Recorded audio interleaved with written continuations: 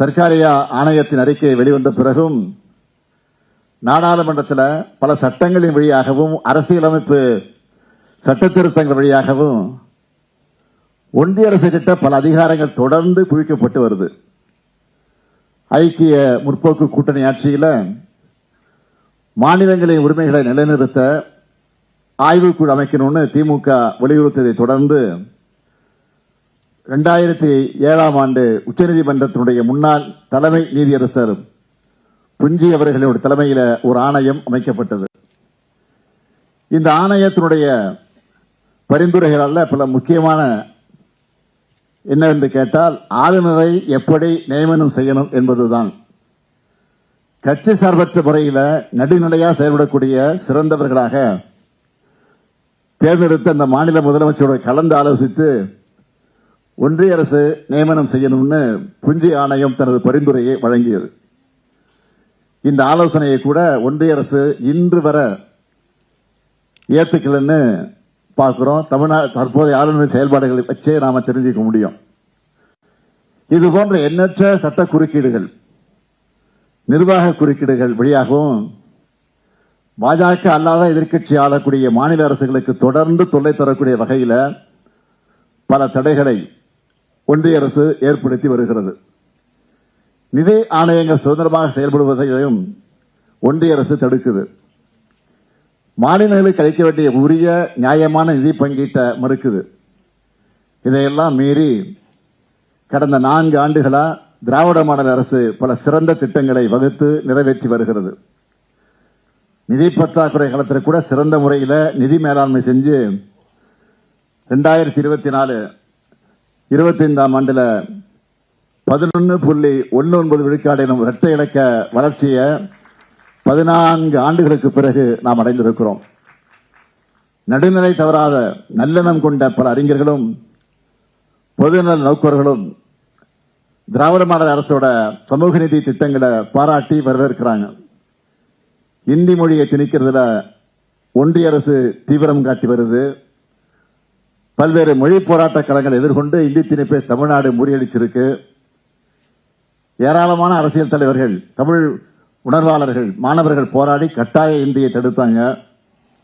அதனாலதான் 1968 இருமொழி கொள்கையை முதலமைச்சராக இருந்த பேரறிஞர் அண்ணா அவர்கள் சட்டமன்றத்தில் தீர்மானமாகவே நிறைவேற்றினார்.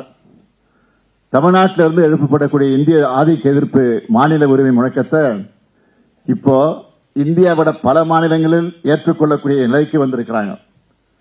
கர்நாடகா, மேற்கு வங்க மாநிலங்களில் இருமொழி கொள்கையை ஆதரித்து குரல் எழுப்புறாங்க. 2025 மகாராஷ்டிரா மாநிலத்தில் உத்தவ் தாக்கரே, ராய் தாக்கரே இணைந்து இந்திய எதிர்ப்பு பேரணியை நடத்தினதும் பாஜக ஏக்நாத் ஷிண்டே கூட்டணி ஆட்சியோட பாஜக முதலமைச்சர் பட்னாவிஸ் அவர்கள் மராட்டிய மாநிலத்தில் இந்தி கட்டாயம் கிடையாதுன்னு அறிவித்தார். இது இந்தியாவிலே இன்றைக்கு பார்க்கிறோம். இந்திய அளவிலே நடந்துட்டு இருக்கக்கூடிய மிகப்பெரிய மாபெரும் மாற்றம் இது. மாநில உரிமைகளுக்காக தொடர்ந்து தமிழ்நாடு போராடி வருகிறது. இதுக்காக திராவிட இயக்கத்தினுடைய சிந்தனையாளர்களான திரு முரசொலி மாறன், திரு கூசா அனந்தன், ஆலடி அருணா ஆகியோர் சிறந்த ஆய்வு நூல்கள் எல்லாம் எழுதியிருக்கிறாங்க. திராவிட முன்னேற்ற கழகமும் மக்கள் மன்றத்திலும் சட்டமன்றத்திலும் மாநில உரிமைகளை வென்றெடுக்க எல்லா விதமான ஆக்கப்பூர்வமான ஜனநாயக நடவடிக்கைகளை தொடர்ந்து எடுத்து வருது.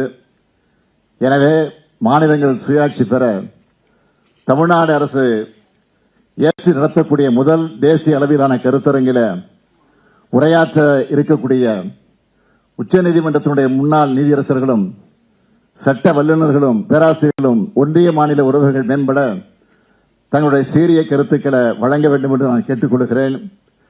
இங்கே எனக்கு முன்னால் நம்முடைய முன்னாள் நீதியரசர் மாண்புமிகு சிலமேஸ்வர் அவர்கள் சிறப்பாக உரையாற்றி இருக்கிறார்கள். தற்போதுள்ள நீதித்துறை நடைமுறைகள், அரசு துறையினுடைய நடைமுறைகளில் தன்னுடைய அனுபவத்திலிருந்து கருத்துக்களை எல்லாம் அவர் பகிர்ந்திருக்கிறார். அவருடைய உரை அனைவருக்கும் புதிய கோணத்திலான ஒரு சிந்தனையை நிச்சயமாக தூண்டியிருக்கும். அதுபோல இந்த எல்லோருடைய உரையும் அமையும் என்று நான் நம்புகிறேன்.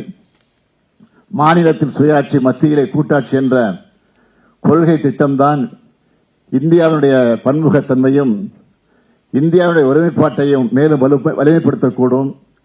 அதற்கு நம்முடைய உயர்நிலை குழு சிறந்த முறையில் பணியாற்றி வருது. அதற்கு உதாரணம் இந்த குழுவினுடைய தலைவர் நீதியரசர் மாண்புமிகு குரியன் அவர்கள் பேசும்போது ஒரே வரையில சிறப்பாக சொன்னார். பலரும் சொல்லும் தேசம் முதன்மை என்பதை விட தேசத்தை உருவாக்கிய அரசியலமைப்பு சட்டமே முதன்மை என்பதை தெளிவாக சொல்லிவிட்டார். இந்த வரலாற்று சிறப்புமிக்க குழுவில அவருடன் இணைந்து பணியாற்றும் திரு அசோக் வர்தன் செட்டி அவர்களுக்கும் டாக்டர் நாகநாதன் அவர்களுக்கும் என்னுடைய பாராட்டுக்களை நான் தெரிவித்துக் கொள்ள விரும்புகிறேன்.